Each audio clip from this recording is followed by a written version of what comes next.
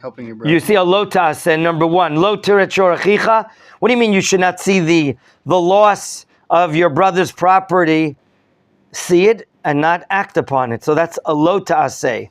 Can ignore it. V'ta'alamta. Lehitalem. You've heard of that verb, lehitalem? Al titalem mimeni. Don't ignore me. Al titalem. Hu ne'elam. He disappeared. Yes? Okay? So there's you identified a negative prohibition. Any other commandment inside this pasuk? Very good. Hashev teshivem le'achicha. There's a positive mitzvah. So we can identify here a negative commandment and Hashev teshivem le'achicha. Gee, who's the one that told me the nickname of this chumash?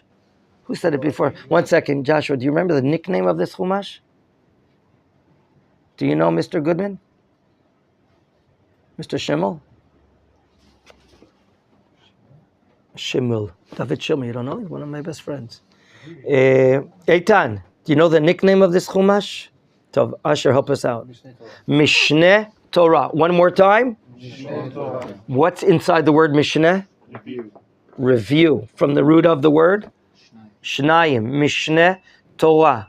Shnayim. Does it mean that there are no novelties, no new things that have not appeared in the other Chumash? We brought the Ramban in our opening shur a month and a half ago, 2 months ago. Yes, there are mitzvot that are not covered in other matters, and there are reviews. Did we ever see or learn about the mitzvah of returning a lost object? Yes, we did, in the book of Shemot. That's correct, Parshat Mishpatim. There we learned about it. So we'll ask ourselves, can we or not find chidushim, novelties? Okay, does anyone know? Can you have you learned the mitzvah of Hashavat Avida in Shemot? So we already met up with this mitzvah in the book of Shemot, in the book of Exodus, chapter 23, verse 4. Don't think I'm a genius. It's written in front of me. I have it in front of me, so please don't be misled. Already we can find here that the following. The Ramban Nachmanides enumerates about 7 different novelties, new matters that were not mentioned in the book of Shemot. They're all part of one Torah given at Sinai. One Torah given at Sinai. And for whatever reason, some of the details are written in that Chumash. Other details are written in a different Chumash, in this Chumash. Number one, we're talking about an object, an animal that is nidachim. What is nidachim? You're seeing it going astray. That's not what the book in Shemot talked about. There it said you met up with the animal of your enemy. So here it's talking about an animal going astray. You're seeing it leaving the road, the area with no owner. That's number one. By the way, here we're not talking about the animal of your enemy. We're talking about someone else. And here we're also mentioning a seh. Which animal? Sheep. His sheep, seyo. See how it's conjugated in the third person? Lo tiret shor achicha o et seyo. Haseh shelo. His seh. Isn't a kevis a sheep? Yes, so seh is a lamb. Lamb.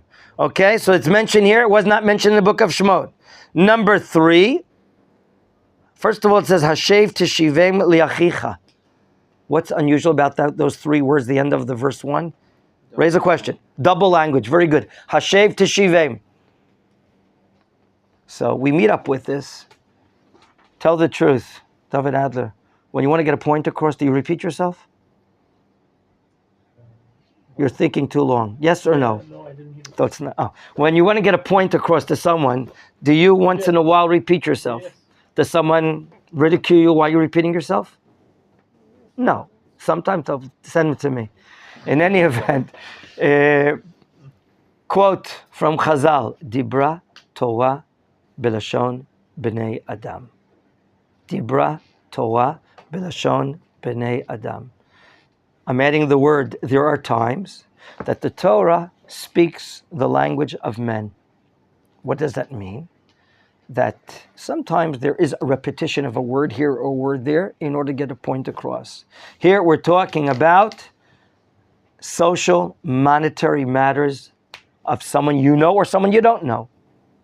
What is the view of our Torah as far as responsibility?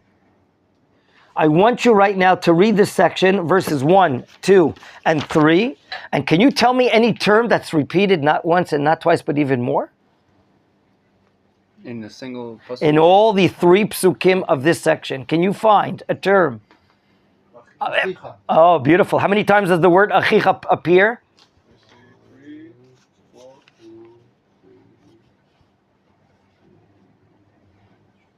2, 4. 6?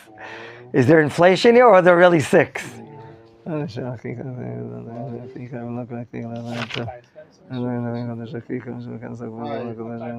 go. I thought there was inflation. So there are 5 times. Give me a break. What is the Torah coming to teach us? I don't know where you grew up, but when I was going in the New York subway, my mother, and bless her, says, mind your own business. Don't get involved with anyone and anyone. It's still like that. It's still like that, right? Here, hey bro, how are you? Hey bro is from here. We're all brothers. The mitzvah, fraternity, friendship, even with those you don't even know. We're one entity. I know you've never met him. Or you can use the humor that I said, I saw you at Sinai. You were on 37J, I was in 38K. We saw you from diagonally, right? You could always add that as a sense of humor. But the truth is, he's your brother. All of Am Yisrael is one entity. We're one undivided soul called Knesset Yisrael, the Assembly of Israel. So here you see, you spotted so many times the word achicha. The Torah here is coming to teach achva. Achva, okay? Remember the word? Fraternity, achva. Achva. From the word ach, fraternity. So therefore, in order to perform love and friendship, you have to make an effort. It may just not fall on your lap. Novelty number 3 here is, I'm reading the second pasuk. Vimlo karov achicha elecha. You know it belongs to. And he doesn't live in your neighborhood, nor in your province. He lives far away. What's not mentioned in the book of Shemot is now mentioned here, novelty number 3. Or you don't even know him. What must you do? Va'asafto el toch beitecha. Pick it up and take it home. In order to protect it, in order to guard it, in order to make sure that you can return it to its original owner. How long? Vaya imcha, it'll be with you. Ad derosh achicha oto. Someone's going to demand it. How is he going to demand it? Because he knew he lost it. I know what happened to me. What is it called? Goggles in English? When you put on your eyes to wear. Okay? I went swimming Friday morning, mid-morning. The new period started in Beit. There was no more kids. The school started.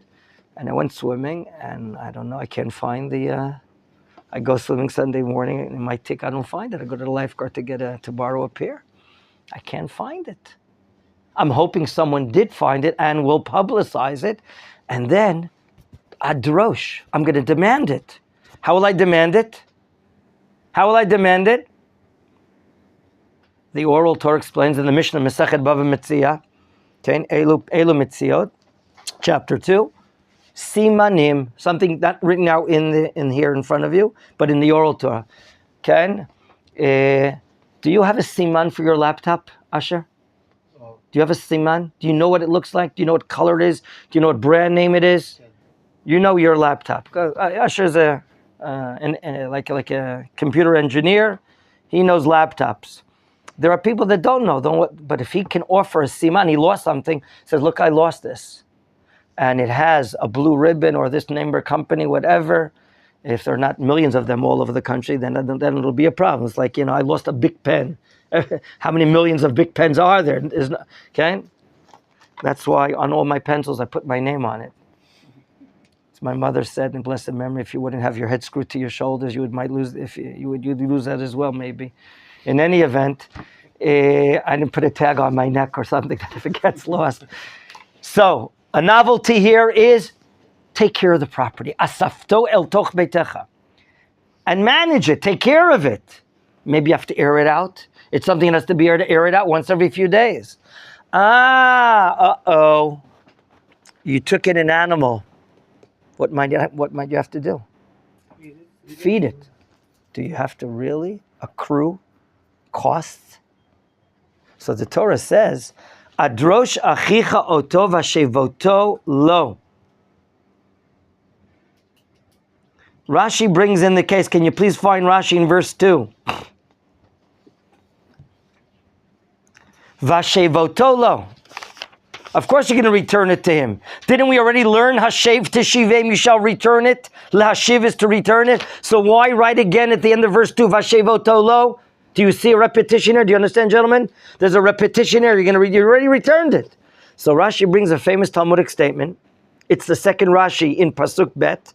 Can you please find it for those that have the Rashi underneath? You can look along with this gentleman over here. He's often a gentleman. Shetehebo hashava. I want to teach you this part of the science. Shetehebo hashava. Does anyone understand the question Rashi asks but doesn't bother even writing? For those newcomers, Rashi often comments by bringing an answer, but he doesn't bother writing the question.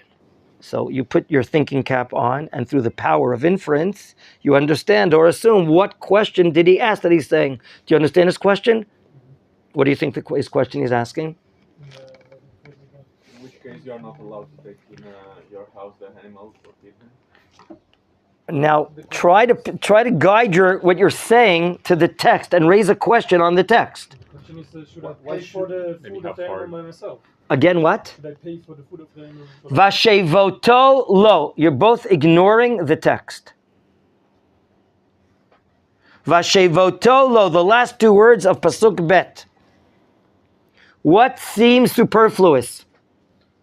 Who is gonna? No, it's not a who. Oh. Vashevoto lo. What does it say again? What? What's the question? I mean, why is it emphasized again that you should return? Very good. It already said at the end of verse Pasuk Aleph, Hashev tishivem lachicha. Surely you shall return it. I didn't even bother answering. We only brought one answer to the repetition of the word. That this is to emphasize a matter, and therefore it's repeated. Another answer. What happens if this guy lost this goggles a second time and a third time? Every time he leaves the swimming pool area, he forgets his goggles. I'm going to teach him a lesson. I'm not going to give it back to him this time. Or I'm not going to take it and care for it. Hashev teshivem. Repetition even 100 times. That's the halachic solution that the oral Torah gives us to the ending of verse 1. Now, based on that, David Shemel says, if the Torah already taught me Hashev teshivem le'achicha, if it already, by the way, Yonatan is like learning Gemara right now. If the Torah already taught me Hashev teshivem le'achicha, why does it say at the end of the next pasuk, Vashevoto lo is to restore it back to him? You already said that. Answer? Now, what's the answer, Thomas? Shetehebo hashava. First three words of Rashi. Shetehebo hashava. Restored back to him if, fill in the missing words. If it dies, He's because we going read to it. pay. Restored back to the owner if there's something to return. I want to take advice with my farmer. How much does it cost a week to feed a horse? Spit out 30 shekel, I don't know. 30 shekels a breakfast. Okay, 30. It costed 300 shekels a week. I found this guy's horse going astray, and they laid out a few hundred shekels for the week, and no one bricked it up. And I kept on going for weeks and months and months. I laid out thousands of shekels. Where's your phone? Give me your phone quickly, sir. I found it. Mr. Horse Director, again, how much does a horse cost secondhand? That's all? I laid out the money for the cost of the horse already. I paid 20,000 shekels in cost. I took him to the veterinarian when he had a cold. I took him to anti-corona shots, everything I did for him. and I laid out more money than the actual, all my expenditures overriding the actual value of the horse. You don't have to do that. Vashevoto lo. If there's something worth to return, then return it. And if not, what does Rashi say? And if not, I'm continuing to read the Rashi. And then you claim it. Shelo yochal beveitcha kedei damav. He shouldn't eat in your home the worth of his value. V'titba'ei mimen is going to charge you. Mikan, from here. Amru, they said, they are who? Follow that Rashi. Who is they? Chazal, our sages. Kol davar she'oseh ve'ochel, any, fill the missing word, any lost object that eats but also provides you revenues, an animal, you milk the animal. You're able to sell the milk.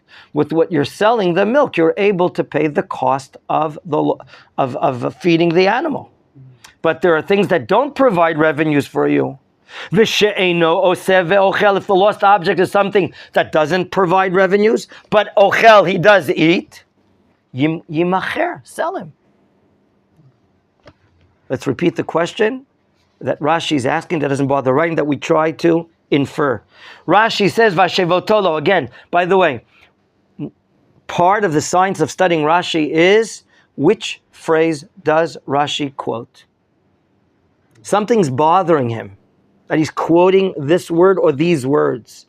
Now, if you see that Rashi is not bothering to answer the question, he only gives you the answer, what question is Rashi asking? Vashevotolo, so you hit it on the head, David. He's asking, why do we need this to be repeated? Vashevotolo. Answer. There are times that you're not going to keep maintaining a lost object. If it's going to run you cost of above and beyond the what? The value of the animal, you don't have to do it. So what do? You sell it. Sell it to the second hand market, and then what do you do? Answer me the question, please. After you sold the lost object. You have to restore the money that you earned to the actual owner of the... Okay. In other words, until then the owner did not claim the lost object. You sold the object. You retained the value of the object. In this case, the horse, the cow, the animal, whatever it is. You're not losing on it because you're not feeding the monies. There's nothing to be fed. And therefore, though that value, you return to the owner in the event that he claims, and he gives you simanim. What did we say simanim are? Symbols or signs of his lost object. Matanya. What about the money that you already spent? It doesn't make sense that the second you get the donkey or the whatever, you sell it so you don't accrue a loss. Unless that's what you do, but then you wouldn't be able to return it because you already sold it. So you subtract the monies you laid out in order to maintain the animal. Well, I'm asking there's a timeline or a time frame that you have to keep it before you sell it. Look, if you see that if you can't deal with this anymore, you can't feed, you don't have a place to find, then you can sell it immediately, because what is the owner interested in? Getting either the animal or its face value. That's what he wants to get. So you don't have to perform this commandment by laying out monies above and beyond what you're supposed to be to the call of duty. So now we have an answer what Vashevoto Lo is doing here. We can now continue, if there are no questions, in Pasuk Gimel. There's a lot to learn about this. There's entire chapters of Mishnah and Gemara, etc. Very interesting concepts. But of course, all of it is coming to show us the individual, private side of a member of Israel, that it's going to be going into the land of Israel. And it seems to be continuity here of all the subjects, Eshet Yefator, Bichor, Ben Soreh, Morer, not leaving the body hanged on the tree, and now restoring lost objects. We're dealing with the bodily, the earthly, the private side of the Jewish individual. The last pasuk of this section, verse 3, I'm repeating it and reading it in Hebrew. V'chein ta'aseh lecha moro, v'chein ta'aseh lesimlato, v'chein ta'aseh lechol avedat achicha. Asher tovad mimenu umtzata lo tuchal lehit'alem. What seems a little awkward here?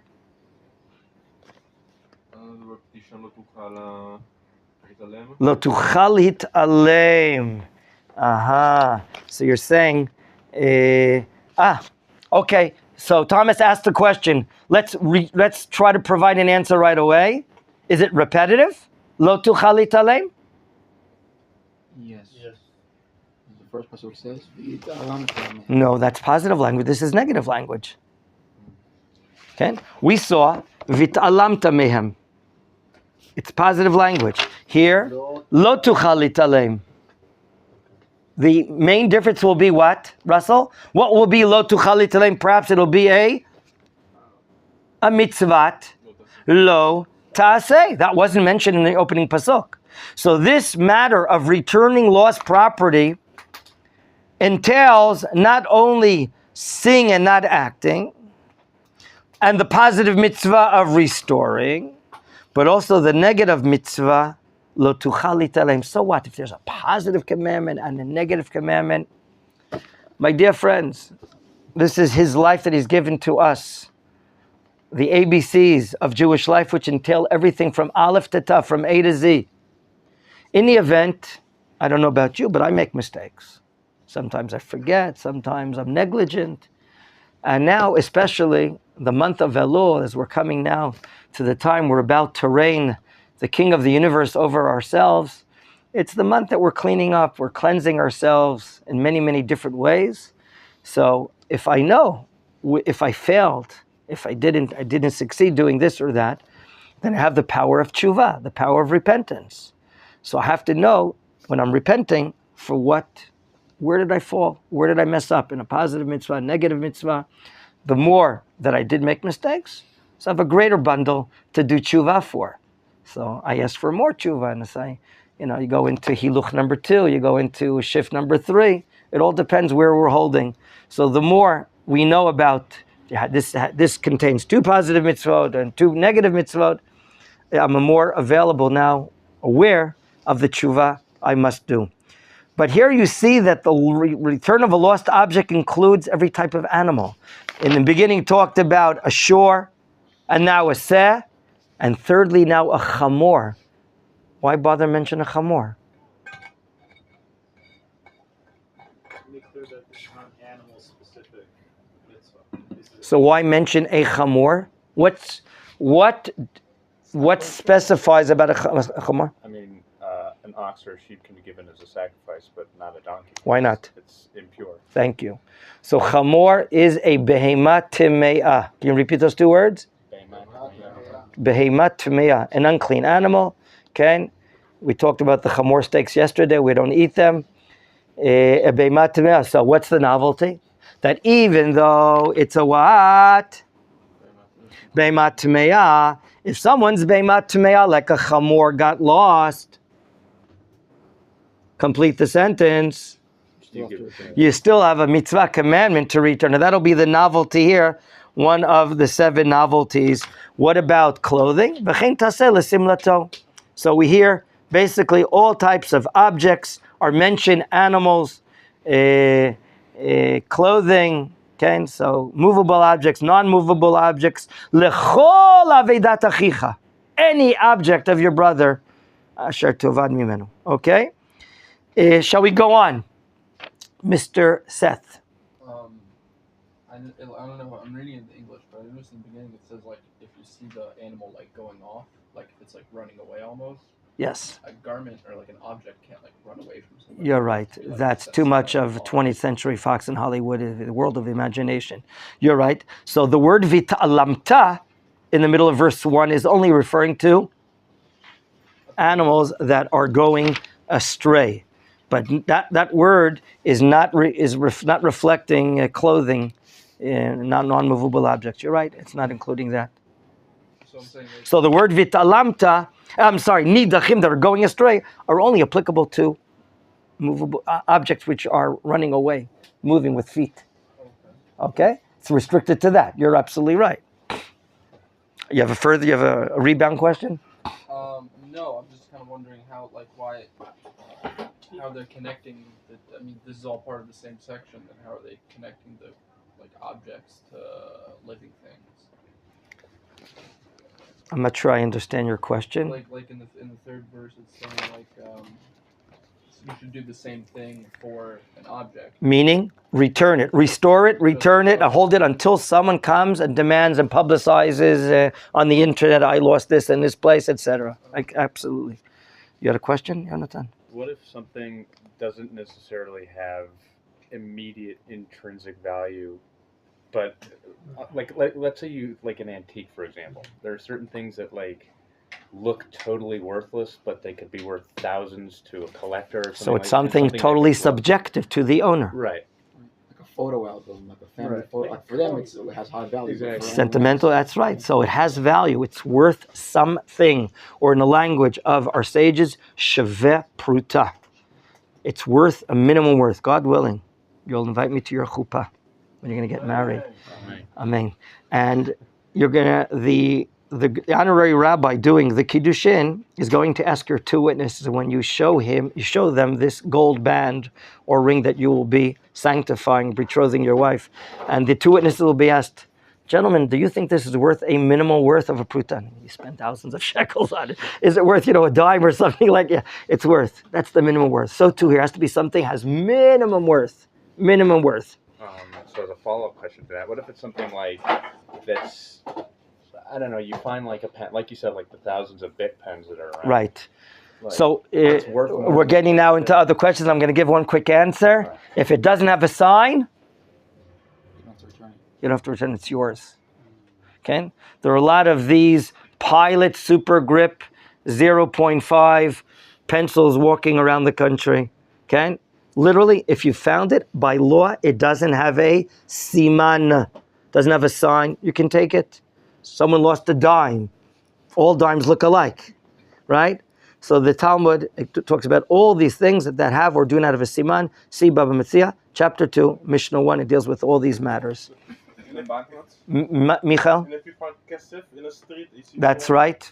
You don't. But if you find a bundle and they're rubber band in a certain color and this way, so maybe that might be a siman. You found 50,000 shekels in groups of 10,000 shekels with green rubber bands. That might be a sign. Absolutely. That might be a sign. It's very intriguing. Chapter 2, Mishnah 1, and on in Bab Metzia. We're going on. Verse 4. Lo tireh et chamor achicha, o shoro, noflim baderech vitalamta mehem. I purposely read it that way. Hakem takim imo. Please identify positive mitzvah or negative mitzvah here. Two of them. Two of them, meaning what, Asher? Lo tireh. Right, you shall not see a chamor of your, again, the word brother, another mitzvah, brother, fraternity. O shoro, these are examples of animals. Noflim baderech. Why do you think the Torah itemized a chamor and a shor? Noflim. What do you think, Joshua? What, I didn't ask you, Asher. What unites chamor and a shor that here they are noflim? Why are they noflim? Why are they falling? Read again the entire pasuk. See it in its context. Okay. What do you think, Mr. Chaim? Why is the Torah talking about a chamor and a shor in the context of a mitzvah here, which may be a little vague? These are animals that often carry. There you go. The trucks of society of then. The trucks of society then was a chamor and a shor, a donkey and an ox. Okay? They're heavy sets. So why might they be falling? Overloaded. Excellent. Vitalamta mehem. The Torah says, lo tireh, and connect it together to the word vitalamta. Don't see this happening and ignore. Do they use the translation as ignore? Hide? Hide yourself. Hide yourself. Okay. Look, who knows if you're really looking the other way or not? So in this pasuk, if it's mentioned, I think in the book of Shemot, there it says, if I'm not mistaken, V'yareita me'elokech, and you shall have fear from your God. He knows exactly what's happening. Okay, here we're talking about a classic mitzvah of brotherhood, of you're on the road and you see someone's truck, flat tire, unloading, they're doing this. You have a mitzvah to do what? If I don't get to shore on time, it's the public responsibility. Am I allowed to legally ignore that? I have a moral, financial, business responsibility. Here we're not talking about incurring a loss. You don't want to get fired from your job because of this mitzvah. So I don't think the Torah is talking about that. Talking about you have the ability to stop. I was driving in a partial traffic jam today on the road between Geva Adam and Pisgat Ze'ev. And one of the reasons for the traffic, that this woman in her car, she was stalled on the side. And as I'm going by her, she shows me a bottle of water and shakes the bottle of water. There's no water in her bottle of water. So and the hood's up. So what do you understand? Water needs water. Her car needs water. So I stopped to the side, put it in reverse, opened up my trunk. Is that the word? I opened up the trunk and I gave her 1.5 liters of water because I felt, wow, I'm able to do the mitzvah like the portion of the week. I could have said, I don't care. I could have said, I didn't see it, I didn't see it. Who are you playing with? Of course you saw it. V'talamta mehem. But here it says, last 3 words. Russell, read the last 3 words of the pasuk. Hakem takim imo. Now look at me. Hakem takim imo. Hey, look at me. Question number 1, you may raise, Russell. Hakem takim imo. Repetitive. Number 1. Question number 2. Chaim, hakem takim imo. What do you say, Michael? Well, it says imo, so... Imo, spell imo. And not Aleph Memvav. We're not talking about Ima, Mami. We're talking Imo, Im. So if this is only under the condition that he helps you, if he just stands by the side and watches you do it, you don't have to... That's exactly what the Talmud explains. And asked why doesn't just say Hakem Takim? Help him up. Help establish it. Help him unload, or here we're talking about Lakim. Here we're talking about loading or unloading, gentlemen? Unloading? Loading. Lakim. Right. The stuff fell off. So. Lakim is to raise up. Kum lakim. So we're talking about loading, but only imo. I got my truck. I got a flat tire, and I finished unloading, and now when loading it up after we fixed the flat tire, comes along Chaim, stops off like a very, very good, responsible person. Oh, Menachem, can I offer you help? Of course. I take out my beach chair and I sit down, I relax and watch him do it. Nothing doing. Imo, meaning together with him, right? It has to be with him. Do you understand why is the Torah demanding that? Why is the Torah demanding that? That's part of the achva. It's part of the fraternity. Right. He has to help himself, but you have to help someone that's helping himself. He can't say it's not my problem. It's only, I'm minding my own business. You do all the loading. What are you talking about? It's your property. Help yourself, and God willing, someone's going to stop off and help you at the same time. But you can't say no. Let him do all of it. Very nice. Next, we're continuing. Yes, sir? Who's raising a question? Mordechai, no? It's just Sign. no, that's the Right, word. right Look, you can only do that 3 times in a shiur. What's first? Pasuk Hey, verse 5. Lo yiyech li gever al isha velo yilbash gever simlat isha ki to'avat Adonai Elohecha kol osei ele. Today we're living in a world where people think everything is normative, that everyone is the same. It is the involvement of all the sexes. A man can be a woman can be a man. But we know there's something called teva. There's something called nature. There's something called standardization. A man is a man, a woman is a woman. And we have to hold our minds and understand what is regular, normative, natural behavior, speech, clothing, and so on and so forth. And it could be that a person also wants to be amidst circles of women and attract their attention by changing his dress. So here we're learning lo yekli gevra alisha. Okay, that's exactly what Rashi writes. Shetehei doma leish kedei shetelech bein anashim. So here, a woman cannot wear women's clothing, articles that a man usually wears. A woman should stay off. And all this is to promote modesty, to prevent adultery. And the opposite is true. Velo yubash gever simlat isha. And today, of course, it becomes a greater issue. There's a society in the West, and that drifts and there are currents, and it makes an impression upon us. Right now, I think all of us have an earnest objective, is that we're trying to become really as natural as possible. A lot of us growing up places that are far from the core, from the roots of the Jewish people, and we often think like regular people think wherever we come from, but we see what's happening to society and a lot of ill matters that are happening. And we have to try to be as natural as possible and learn how to be natural if we didn't grow up in natural ways.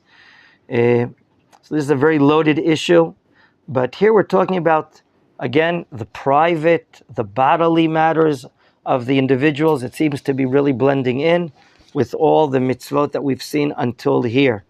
And this too, that there are standards that God has claimed. You would have thought maybe there's no need to even write these prohibitions, but we see that there are currents and tides in society that are mixing, making a salad out of things. Go ahead, David. So, I'm reading here the Rashi commentary on regarding women taking on men's clothing. It says, in order that she shall not resemble a man, in order that she should not go among men, for this is only for the purpose of immorality. Ni'uf, right. Yeah, so the question, how does it fit with now our modern day army, like the IDF, or women serving there? Even though they're wearing like women's uniforms, but it's still they're going among men, like they You're right. That's a big major matter. A big major matter, and it's not an easy thing. There are a lot of young women, even quote unquote God-fearing women, that I want to be part of Israeli society. I want to contribute, and there are fields in the army that there are religious women that specialize in the educational fields, in chinuch and this and that, and the women have the freedom of dress to wear skirts and so on and so forth in the army.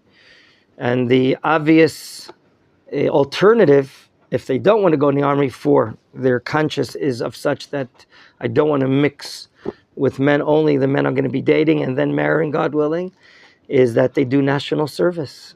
National service. Almost all of our daughters did a year or even 2 years of national service, giving up their time and their energy on behalf of the Jewish people. That's even a more idealistic thing to do. We're a great nation and we have great abilities, and if we channel them in the most moral, special connection that God is directing for the Jewish people, we certainly can excel. But remember, right now we're a new nation. We've evolved back on the map after 2,000 years of devastation, of our minds and our bodies and our psyche being ripped apart after 2,000 years of pogroms, blood libels, Holocaust, and being amongst the nations of the world. And we're a little mixed up. We're learning about how to be ourselves. Or it's in a process. We're in a process of time. And there are even circles that won't even allow national service. And they want their daughters to study, ready to become teachers or this or that. It's certainly not an easy thing. Not an easy thing, even for young, God-fearing men that are in the army, that they would prefer not to be in mixed units. You don't need really to have a PhD in the Pentagon strategy think tank, that once there are girls in your unit, you're not concentrating too much on the enemy. You're going to be looking at the beautiful looking girls. So that seems to be a clear stumbling block. But, the Jewish people are a very stiff-necked nation and it's hard to convince. So we're in the process. We need a lot of patience and love and understanding and to stand up for the rights that we have. What do you want to add, Michael? Isn't it this Avera just in the case that she's doing it for the sake of looking like a man? No. So very good. A uniform wouldn't be in that category, right? Because she's not doing it for that purpose. I don't want to get into the halachic side here. We'll be here for hours. Also, I'm not capable. I think the Rashi is bringing an example, but even if she doesn't have kavanah, intention, the intention is not always the most important thing, but rather the action is the most important thing. Let's go on. Let's go on to the next mitzvah. We'll culminate the short today probably with this.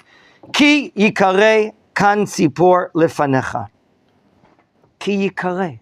It just happened to occur. Ki yikarei kan tzipor lefanecha. A bird's nest. Baderech. On the road. Bechol eitz. Practical place. O ala haaretz. Lower down.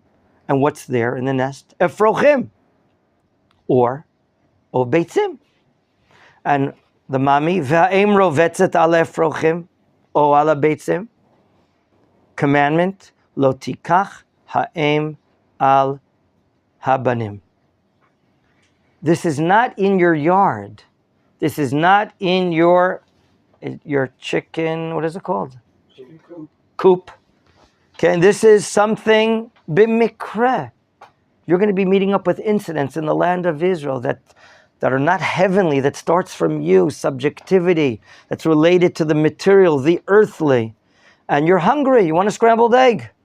You want a scrambled egg, you're a poor guy, you don't have money to go to the grocery, or there's no grocery deliveries today, and you want to take, in the nature, the chick or the eggs. Lo tikach ha'em al habanim. Prohibition number 1. Any positive mitzvah? Let's read the next pasuk. Shalech tishalach et ha'em, v'et habanim tikach lach. So what shall be done? If you want to take the baby chicks, okay, you're not interested in the mother, you're not interested in the big chicken soup, you just want something with a fried egg, okay? So what are you not allowed to do? Lo tikach ha'em al habanim. You're not allowed to take the mother over when she's hovering over the little ones. Lo tikach ha'em al habanim. So here we have interesting mitzvot. We should send away the mother first and then take the kids. And then we're told, leman yitav lach varachta yamin. Wow, longevity.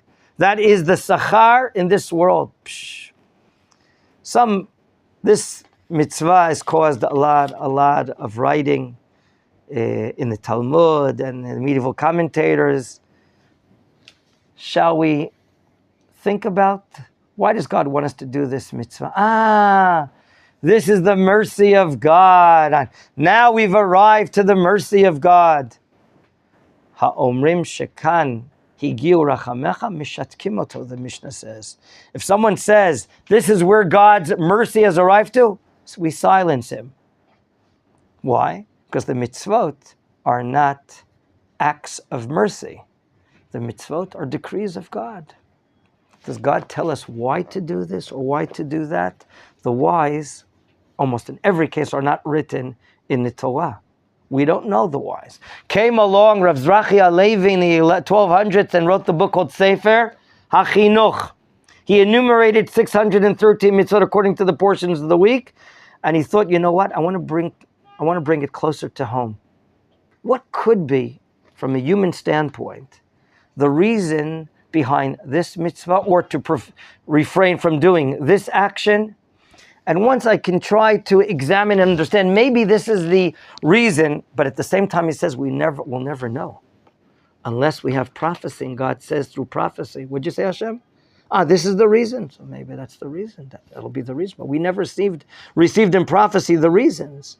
And therefore the Ramban, if you want to see a very interesting understanding, and see Nachmanides here, that he talks about how all of the mitzvot really are, like our sages taught us, gzerot. But they're more than just decrees.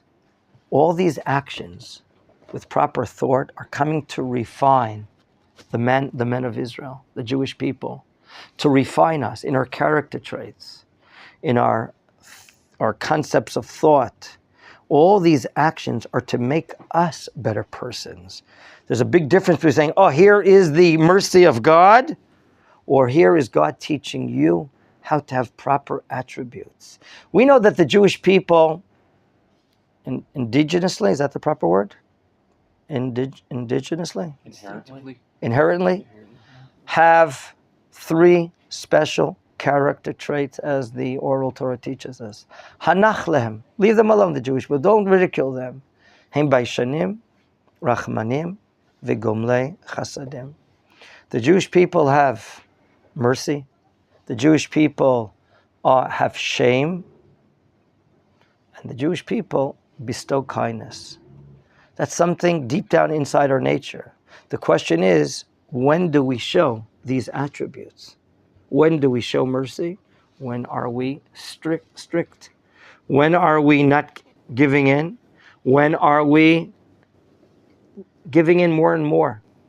Certainly this mitzvah, we're going to explain that, look, we have to be kind, even to the wildlife. We have to be kind. It's not the act of mercy of God. He has gezerot, he has decrees. All the mitzvot are decrees. We're going to talk more about this point tomorrow. What really is the role of the commandments of the Torah? Okay? Remember the famous statement, Ratzah Kadosh Baruch Hu lezakot et Yisrael lefichach hirba lem Torah u'mitzvot. Rabbi Hananya, the son of Akashia, as it's stated in your Siddur, when you culminate reading a chapter of the Ethics of the Fathers, there's the traditional Mishnah to read, and he says, you know what? Why did God give such a load? 613. Lizakot et Yisrael. Lizakot et Yisrael? Come on, give me a break. Give me less, and I'll be better. You know, I won't fall or stumble in some of them, and so on and so forth. So I think that we're going to deal, God willing, tomorrow as we open, because we've seen already right now ourselves 1, 2, 3, 4, at least 4 or 5 mitzvot of the opening of the Parsha. We'll continue tomorrow. Have a